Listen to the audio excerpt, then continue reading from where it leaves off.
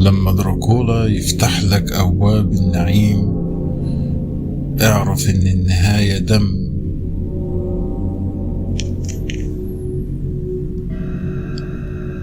أنا مش عارف أبدأ منين، بس هحكي القصة زي ما وصلتني بالظبط.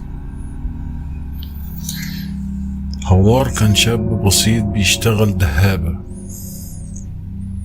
والدهابة هي مهنة الناس اللي بتطلع الجبل تدور على الذهب والمعادن الغالية والأحجار الكريمة. في يوم هوار كان على جبل بيشتغل زي كل يوم، وبيدور على أي حاجة ليها قيمة، ذهب، تماثيل فرعونية، أو أي حجر كريم. وهو بيحفر لقى صندوق خشب قديم شكله مدفون من سنين كتير جدا.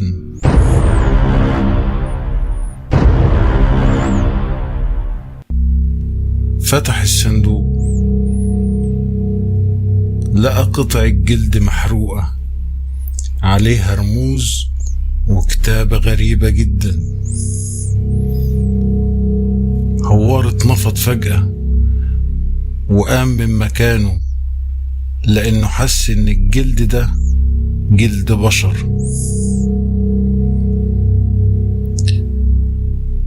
رجع الجلد مكانه وخد الصندوق معاه عشان يفهم ده ايه والرموز دي معناها ايه. لما رجع البيت حط الصندوق على الأرض ونام. حلم إنه موجود في كهف على نفس الجبل اللي لقى فيه الصندوق، وصوت بينده عليه ويقول: هات الصندوق وتعالى خد الذهب.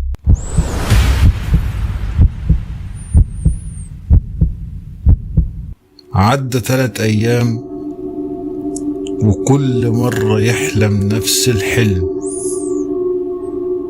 في اليوم الرابع راح الجبل ودور على الكهف لحد ما لقاه.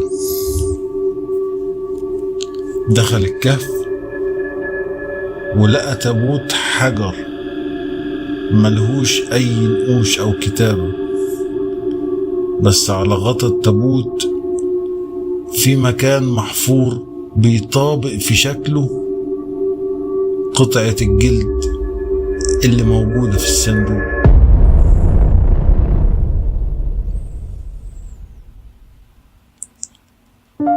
طلع الجلد من الصندوق وحطه على التابوت.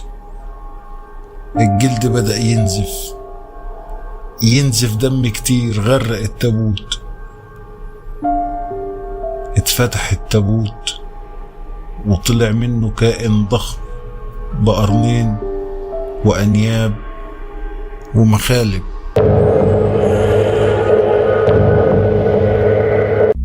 هوار اتفزع ومن الرعب وقف مكانه وما بقاش قادر يتحرك. هوار قال بصوت مفزوع: انت مين؟ انا دمار، او زي ما بتقول عليا دراكولا. انت هتقتلني؟ ممكن، وممكن اعيشك في نعيم.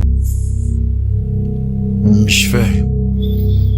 زي ما سمعت في الحلم، ممكن اديك الذهب بس بشرط.